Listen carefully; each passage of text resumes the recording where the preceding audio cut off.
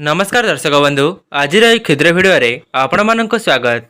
दर्शक बंधु तुलसी गछटी समस्तंकर घर अगणार रही थाए किंतु सनातन धर्म रे तुलसी गछटी पूजनीय अटे। दर्शक बंधु कौन आपण माने जानिछंती तुलसी गछर किछि विशेष उपाय करिबा द्वारा से आपणकर जीवनटी को संपूर्ण भाव में परिवर्तन करिदिए। ता सहित आपणक घरर समस्त वास्तुदोष को मध्य समाप्त करि देइथाए। शास्त्र रे मध्य मान्यता अछि जे आपणक घर को आसुथिबा विपदर मध्य तुलसी गछटी पूर्वरु ही संकेत प्रदान करिथाए। सामान्य देखा जाउथिबा ए तुलसी गछटी आपणक घरर वास्तुदोष को ठीक करिबा सहित आपणक परिवार उपरे लक्ष्मी नारायणकर आशीर्वाद वर्षा कराइथाए। दर्शक बंधु आपण माने जेतेबेले नारायण को तुलसी पत्र अर्पण करिवे तेबे केबे हेले भी तांका चरण रे तुलसी पत्र को देबे नाही, काहेकि ना तांका चरण रे लक्ष्मी थांती तांका चरणर सेवा करिबा पई। शास्त्र अनुसार जदि आपण माने प्रत्येक दिन तुलसी पत्र को श्री कृष्ण को अर्पण करंती एवं सेही तुलसी पत्र को आपण माने सेवन करंती तेबे आपणकर भाग्य उदय होइथाए। आपणक कुंडली रे समस्त ग्रह ठीक हो जाती, स्वास्थ्य ठीक रहिबा सहित नरकरु मध्य मुक्ति मिली थाए।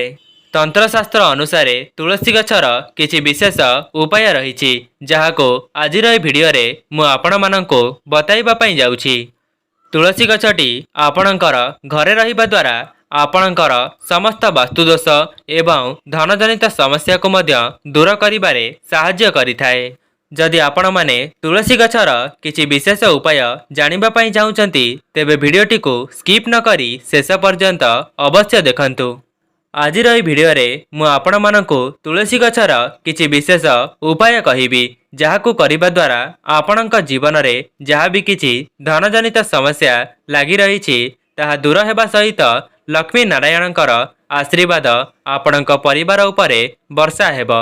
दर्शक बंधु तंत्रशास्त्र कही थाए तुलसीर संबंध मंगल ग्रह सहित होइथाए। सेथिपाई आपण माने जेउठारे टंका रखुचंती जहाकी आलमारी एवं पर्स रे मध्य गोटिए लेखाए तुलसी पत्र सबुबेले निज पाखरे रखंतु। आपण माने 8 दिन को थरे एही पत्रटी को परिवर्तन करी पुणी थरे रखि परिबे।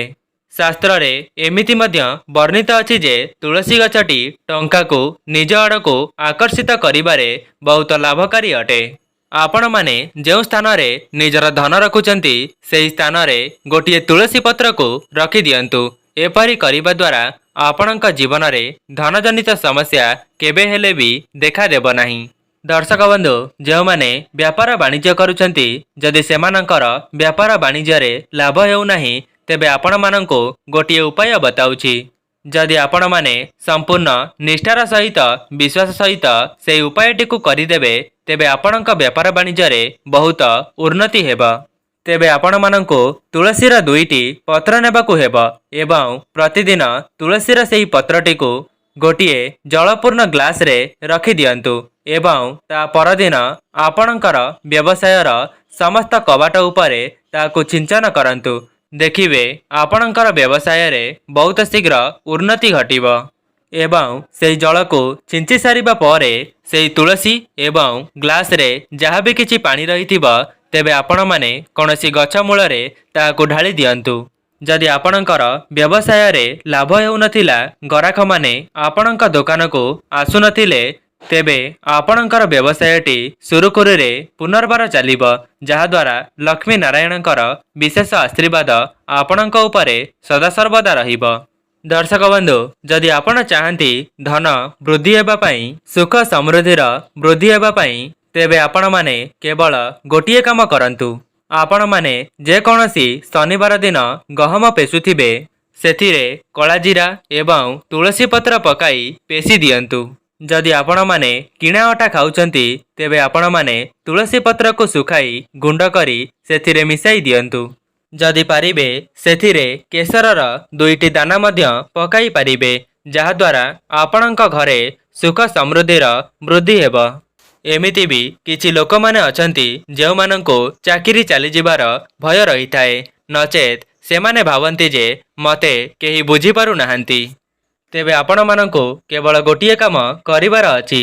ଆପଣମାନେ କୌଣସି ଗୋଟିଏ ଗୁରୁବାର ଦିନ କିମ୍ବା ଏକାଦଶୀ ଦିନ ତୁଳସୀର ମଞ୍ଜରୀକୁ ହଳଦିଆ କପଡ଼ାରେ ବାନ୍ଧି ଆପଣଙ୍କର କାର୍ଯ୍ୟସ୍ଥଳୀରେ ରଖିଦିଅନ୍ତୁ। ଯଦି ବି ଆପଣମାନେ ଚାହିଁବେ ଧଳା କପଡ଼ାରେ ବାନ୍ଧି ଆପଣମାନେ ପୋତି ପାରିବେ। ଏମିତି କରିବା ଦ୍ୱାରା ଆପଣଙ୍କର ଚାକିରି କ୍ଷେତ୍ରରେ ଉନ୍ନତି ଘଟିଥାଏ। ଯଦି ଆପଣମାନେ ଚାହାନ୍ତି ଆପଣଙ୍କ ପରିବାରରେ ସୁଖ ସମୃଦ୍ଧି ଧନ ଐଶ୍ୱର୍ଯ୍ୟ ବନି ରହୁ, ତେବେ ଆପଣଙ୍କ ରୋଷେଇ ଘରେ 2ରୁ 3ଟି ତୁଳସୀ ପତ୍ର ଅବଶ୍ୟ ରଖନ୍ତୁ। ଶାସ୍ତ୍ରରେ ମଧ୍ୟ କୁହାଯାଇଛି ଯେ ଯଦି ଆପଣମାନେ ରୋଷେଇ ଘରେ ତୁଳସୀ ପତ୍ରକୁ ରଖିଦିଅନ୍ତି, ତେବେ ଆପଣଙ୍କ ପରିବାରରେ ସୁଖ ସମୃଦ୍ଧିର କେବେ କମି ହେବ ନାହିଁ। ସମସ୍ତଙ୍କର ସ୍ୱାସ୍ଥ୍ୟ ଭଲ ରହିବା ସହିତ ଘରର ମଧ୍ୟ ଉନ୍ନତି ହୋଇଥାଏ। ଯଦି ତୁଳସୀ ପତ୍ରକୁ ସ୍ନାନ ଜଳରେ ମିଶାଇ ସ୍ନାନ କରାଯାଏ, ତେବେ ପରିବାରର ସମସ୍ତ ସଦସ୍ୟମାନଙ୍କ ମଧ୍ୟରେ ସୁସମ୍ପର୍କ ବନି ରହିଥାଏ। ତୁଳସୀ ଗଛଟି ଆପଣଙ୍କ ଘରକୁ ଆସୁଥିବା ସମସ୍ତ ନକାରାତ୍ମକ ଶକ୍ତିକୁ ନାଶ କରିବାରେ ସହାୟକ ହୋଇଥାଏ। ଦର୍ଶକ ବନ୍ଧୁ, ନଜର ଦୋଷରୁ ମୁକ୍ତି ପାଇବା ପାଇଁ ଆପଣମାନେ 7ଟି ତୁଳସୀ ପତ୍ର ଏବଂ 7ଟି ଶୁଖିଲା ଲଙ୍କାକୁ ନିଜ ହାତକୁ ନିଅନ୍ତୁ। ଯେଉଁ ବ୍ୟକ୍ତି ନଜର ଦୋଷରେ ପୀଡ଼ିତ ଥିବ, ତା ଉପରେ ତଳୁ ଉପରକୁ 21 ଥର ବୁଲାଇ କୁହନ୍ତୁ, ଓମ୍ ନମ ଭଗବତେ ବାସୁଦେବାୟ। ଏହାକୁ ବାରମ୍ବାର କହି ତାର ଚାରିପଟରେ ବୁଲାଇ ଆଣନ୍ତୁ ଏବଂ ଏହାପରେ ସେହି ଲୋକଙ୍କୁ ସେହି ତୁଳସୀ ପତ୍ର ଖାଇବା ପାଇଁ ଦେଇ ଦିଅନ୍ତୁ ଏବଂ ଲଙ୍କାକୁ ବାହାରକୁ ଫିଙ୍ଗି ଦିଅନ୍ତୁ। ତା ସହିତ ତୁଳସୀ ଗଛ ମୂଳରେ ମଧ୍ୟ କିଛିଟା ଉପାୟ ରହିଛି, ଯାହାକୁ ପାଳନ କରିବା ଦ୍ୱାରା ଆପଣଙ୍କ ଜୀବନରୁ ସମସ୍ୟାମାନ ଦୂର ହେବା ସହିତ ଆପଣଙ୍କ ଜୀବନରେ ଧନର ମଧ୍ୟ ଆଗମନ ହୋଇଥାଏ। ଯେଉଁ ତୁଳସୀ ଗଛ ଉପରେ ସବୁବେଳେ ଜଳ ପଡ଼ିଥାଏ, ତେବେ ସେଠାରେ ଶାନ୍ତି ସୌଭାଗ୍ୟ ବୃଦ୍ଧି ହୋଇଥାଏ। ସେହି ଘରେ କେବେ ହେଲେ ବି ଧନର କମି ହୋଇନଥାଏ ଏବଂ ଜୀବନରେ ସମସ୍ୟାମାନ ଶାନ୍ତ ହୋଇଯାଇଥାଏ। ସେହି ଘର ଉପରେ ଲକ୍ଷ୍ମୀ ନାରାୟଣଙ୍କର ବିଶେଷ କୃପା ବର୍ଷା ହୋଇଥାଏ। ସବୁବେଳେ ଦହି ଚିନି ସହିତ ତୁଳସୀ ପତ୍ର ମିଶାଇ ସେବନ କରିବା ଦ୍ୱାରା ଆପଣଙ୍କ ଭାଗ୍ୟରେ ଉନ୍ନତି ହୋଇଥାଏ ଏବଂ ଆପଣମାନେ ଯେଉଁ ବି କାର୍ଯ୍ୟରେ ହାତ ଦେବେ, ସେଥିରେ ଆପଣଙ୍କୁ ସଫଳତା ପ୍ରାପ୍ତି ହୋଇଥାଏ। ଯଦି ଆପଣଙ୍କର କିଛି ମନସ୍କାମନା ଅଛି, ଯାହାକି ବହୁତ ଲମ୍ବା ସମୟ ଧରି ଆପଣଙ୍କର ସେହି ମନସ୍କାମନାଟି ପୂର୍ଣ୍ଣ ହେଉନାହିଁ, ତା ସହିତ ପିତୃଦୋଷରେ ମଧ୍ୟ ଆପଣମାନେ ପୀଡ଼ିତ ଅଛନ୍ତି, ତେବେ ଆପଣମାନେ 5ଟି କଳା ତିଳ ନିଅନ୍ତୁ ଏବଂ ଆପଣଙ୍କ ଜୀବନରେ ଯାହା ବି କିଛି ପିତୃଦୋଷ ଥିବ ଏବଂ ଆପଣଙ୍କ ମନରେ ଯାହା ବି କିଛି ମନସ୍କାମନା ରହିଥିବ, ତା ସହିତ ଯଦି ଆପଣମାନେ ନିଜ ଜୀବନରେ ଉନ୍ନତି କରିପାରୁନାହାନ୍ତି, ତେବେ ଆପଣମାନେ ତୁଳସୀ ଗଛ ନିକଟରେ ସମସ୍ତ ସମସ୍ୟାକୁ ମନରେ ପ୍ରାର୍ଥନା କରି ତୁଳସୀ ଗଛ ମୂଳରେ ସେହି ତିଳକୁ ପୋତି ଦିଅନ୍ତୁ।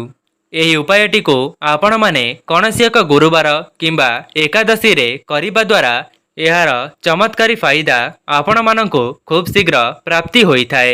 ଯଦି ଆପଣଙ୍କର କୌଣସି ମନସ୍କାମନା ଅଛି, ଯାହାକି ଆପଣଙ୍କର ପୂର୍ଣ୍ଣ ହେବା ପାଇଁ ବହୁତ ବିଳମ୍ବ ହେଉଛି, ତେବେ ଆପଣମାନେ ଗୋଟିଏ ତୁଳସୀ ପତ୍ର ନିଅନ୍ତୁ ଏବଂ ତା ସହିତ ଗୋଟିଏ 1 ଟଙ୍କାର ମୁଦ୍ରାକୁ ନିଅନ୍ତୁ। ସେସବୁକୁ ନେଇ ଆପଣମାନେ ଆପଣଙ୍କ ମନର ମନସ୍କାମନାକୁ ତୁଳସୀ ଗଛ ନିକଟରେ ଜଣାଇ ତୁଳସୀ ଗଛ ମାଟିରେ ତାହାକୁ ପୋତି ଦିଅନ୍ତୁ। ଏମିତି କରିବା ଦ୍ୱାରା ଆପଣଙ୍କର ସେହି ମନସ୍କାମନାଟି ଖୁବ୍ ଶୀଘ୍ର ପୂର୍ଣ୍ଣ ହୋଇଯିବ। ଝିଅମାନେ ତୁଳସୀ ଗଛରେ ପ୍ରତିଦିନ ଜଳ ଅର୍ପଣ କରିବା ଦ୍ୱାରା ତାଙ୍କୁ ତାଙ୍କ ମନପସନ୍ଦର ଜୀବନସାଥୀ ପ୍ରାପ୍ତ ହୋଇଥାଏ। ଦର୍ଶକ ବନ୍ଧୁ, ଆପଣମାନେ ଯେତେ ରୋଜଗାର କଲେ ମଧ୍ୟ ଯଦି ଆପଣଙ୍କର ଧନଜନିତ ସମସ୍ୟା ଦେଖାଦେଉଛି, ଆପଣମାନେ ଋଣ କରଜରେ ବୁଡ଼ି ହୋଇଯାଉଛନ୍ତି, ଆପଣଙ୍କର ପର୍ସ ଖାଲି ହୋଇଯାଉଛି, ଅଯଥାରେ ଆପଣଙ୍କର ଖର୍ଚ୍ଚ ଦିନକୁ ଦିନ ବଢ଼ିବା ପାଇଁ ଲାଗୁଛି, ତେବେ ଆପଣମାନେ ତୁଳସୀ ଗଛର ମଞ୍ଜରୀଟିକୁ ଆପଣଙ୍କ ପର୍ସରେ ରଖିଦିଅନ୍ତୁ ଏବଂ ଆପଣମାନେ ଗୋଟିଏ କଥାର ଧ୍ୟାନ ରଖିବେ, ଯେପରି ସେହି ପର୍ସଟି ଚମଡ଼ାରେ ହୋଇନଥିବ। ଦର୍ଶକ ବନ୍ଧୁ, ଯଦି ଆପଣମାନେ ନାରାୟଣଙ୍କୁ ତୁଳସୀର ମଞ୍ଜରୀ ଅର୍ପଣ କରିବେ, ତେବେ ଆପଣମାନେ ମୋକ୍ଷ ପ୍ରାପ୍ତ କରିବେ, ଅର୍ଥାତ୍ ସେହି ବ୍ୟକ୍ତି ପୁଣି ଥରେ ଜନ୍ମ ନ ହୋଇ ଜୀବନ ମରଣ ଚକ୍ରରୁ ମୁକ୍ତି ପାଇଯିବେ ଏବଂ ସେହି ବ୍ୟକ୍ତିଙ୍କୁ ବୈକୁଣ୍ଠରେ ସ୍ଥାନ ମିଳିଯିବ। ଦର୍ଶକ ବନ୍ଧୁ, ଯଦି ଆପଣଙ୍କର ଆର୍ଥିକ ପରିସ୍ଥିତି ଭଲ ନାହିଁ, ଧନଜନିତ ସମସ୍ୟାକୁ ସାମ୍ନା କରୁଛନ୍ତି, ତେବେ ଗୁରୁବାର ଦିନ ମା ଲକ୍ଷ୍ମୀଙ୍କୁ ତୁଳସୀର ମଞ୍ଜରୀ ଅର୍ପଣ କରନ୍ତୁ। ଏହି ଉପାୟଟିକୁ କରିବା ଦ୍ୱାରା ଆପଣଙ୍କ ଘରକୁ ଧନ ଆସିବାର ମାର୍ଗ ଖୋଲି ଯାଇଥାଏ ଏବଂ ଆପଣଙ୍କର ଆର୍ଥିକ ସ୍ଥିତି ମଜବୁତ ହେବା ସହିତ ଆପଣ ଋଣ କରଜରୁ ମଧ୍ୟ ମୁକ୍ତି ପାଇଯିବେ। ଏହା ସହିତ ଗୁରୁବାର ଦିନ ଆପଣମାନେ ତୁଳସୀର ମଞ୍ଜରୀକୁ ଗୋଟିଏ ହଳଦିଆ କପଡ଼ାରେ ବାନ୍ଧି ଆପଣଙ୍କର ଆଲମିରାରେ ରଖିଦିଅନ୍ତୁ। ଏହାକୁ କରିବା ଦ୍ୱାରା ଆପଣଙ୍କ ଘରେ ଧନ ଏବଂ ଅନ୍ନର କେବେ କମି ହେବ ନାହିଁ, କାହିଁକି ନା ତୁଳସୀର ମଞ୍ଜରୀଟି ଧନକୁ ଆକର୍ଷିତ କରିବାରେ ସହାୟକ ହୋଇଥାଏ। ସେଥିପାଇଁ ଆପଣମାନେ ଗୁରୁବାର ଦିନ ଏହି ଉପାୟଟିକୁ ନିଶ୍ଚିତ ଭାବରେ ପାଳନ କରନ୍ତୁ। ତେବେ ଦର୍ଶକ ବନ୍ଧୁ, ଯଦି ଆପଣମାନଙ୍କୁ ଏହି ଭିଡ଼ିଓଟି ଭଲ ଲାଗିଥାଏ ତେବେ ଭିଡ଼ିଓଟିକୁ ଲାଇକ୍ କରି ଚ୍ୟାନେଲଟିକୁ ସବସ୍କ୍ରାଇବ୍ କରିଦିଅନ୍ତୁ ଏବଂ ଭକ୍ତି ସହକାରେ କମେଣ୍ଟ ବକ୍ସରେ ଜୟ ମା ଲକ୍ଷ୍ମୀ ଅବଶ୍ୟ ଲେଖିଦିଅନ୍ତୁ। ଆଜି ପାଇଁ ରହୁଛି, ନମସ୍କାର।